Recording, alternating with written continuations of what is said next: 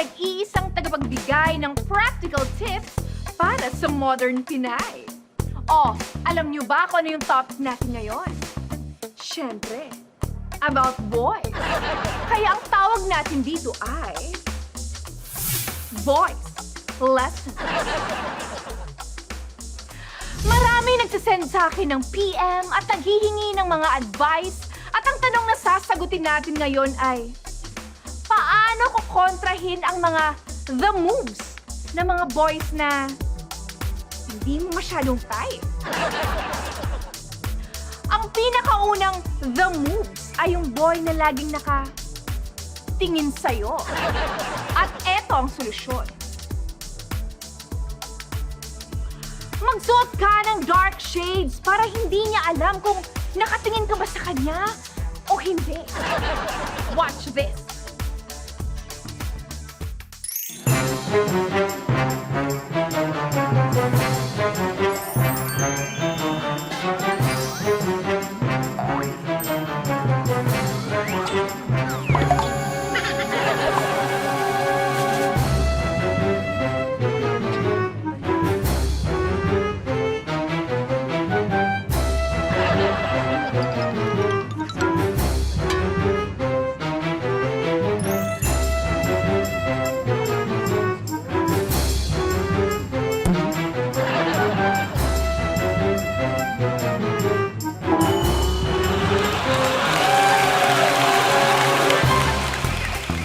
Siyempre, ingat lang kayo.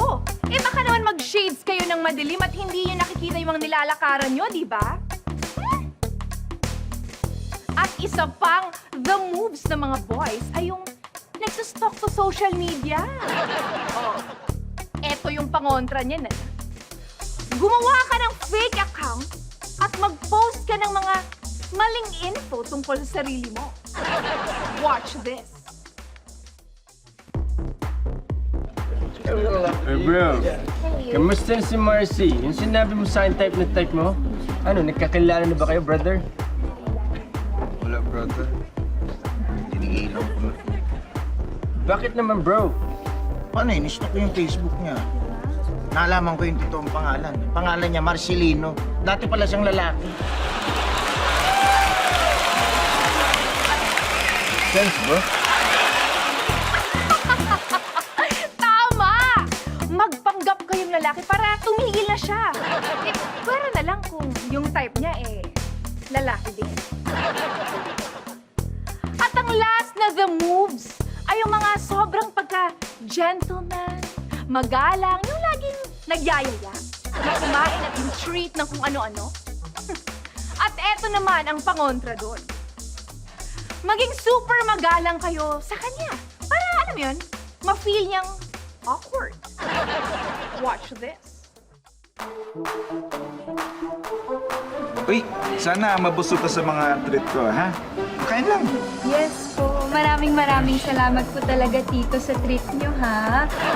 Ang bait mo talaga. Alam mo, papakilala kita sa mama ko. Sasabihin ko sa kanya na may nakilala akong sobrang bait na tito. Kain ko na dito, ha? Tito. At ayan, napanood niyo lahat. At sana ay nakatulong sa inyo. At yan ang mga pangontra ng the moves ng mga boys na hindi nyo masyadong type. And once again, I am Anna Vikensky para sa Boys Lessons. O sige na, parating yung crush ko eh.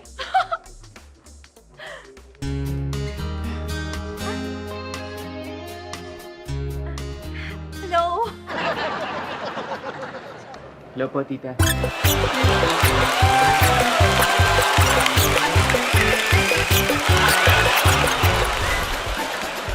Teka, kung dumadami ang binobotong mahihina ang ulo, ibig sabihin ba dumadami din ang butanteng bobo?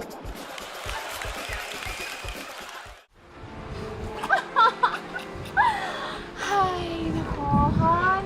Alam mo, thank you at dito mo ako dinala, ha? Sobrang ganda dito, Han. Ano naman na? Ito pa!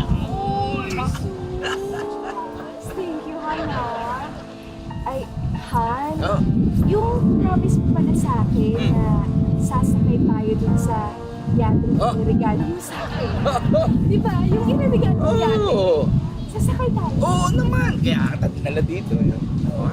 Nakita mo dyan natin paanda rin yung yate. Ay, saya naman, Han. Tsaka, Han, yung isa pang promise mo sa akin na ibibili mo ako ng condo unit na malapit dito para malapit ako sa dagat, Han. Tapos, masakyan natin yung yate iniregalo mo sa akin. Oo naman. Ay, gagawin ko yung huwag kang mag-alala. Han, alam mo, kaya love na love kita eh. Super love kita, Han. Lalo na kung tutuparin mo yung pangako mo. Tungkol yan. Tungkol saan yan? Yung biyahe sa Europe. Sa Europe? Oo! Sabi ko sa'yo, tuloy na tuloy yan. Kaya rito. Ay, naku, Han! Gusto ko talaga. Sinasabi ko. Ay, Han, thank you. Tutuloy natin yan. Gusto nga yung yate ko, yung condo ko, tapos yung biyahe ko sa Europe pa. Oo. Ay, yung pang-shopping ko, syempre. Siyempre. Kasama yun. Marami tayong Ay, bags. sandali lang. Pare. Ano yung ginagawa mo? Ay, nagme-metal detector. Alam ko namang metal detector yan. Ang sinasabi ko, bakit mong ginagamit yan kung sa malapit sa amin? Hindi, marami yung kasi mga turista dito na tumatambay, nakakalaglag ng mga metal, mga ano, yun yung nahanap ko. Ay, kaso nakakastorbo ka eh. Ano ba napapala mo dyan? Ay, parang ano to eh, parang treasure hunt.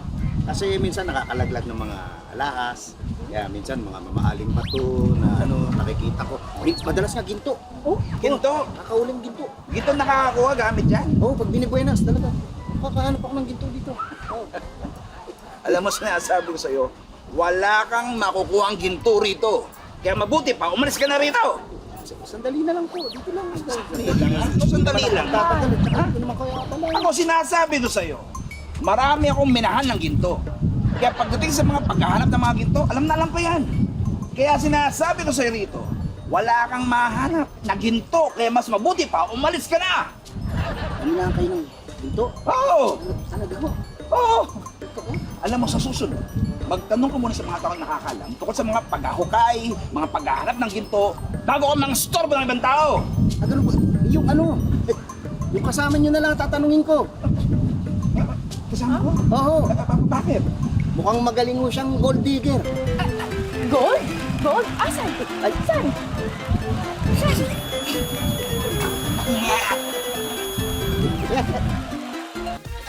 More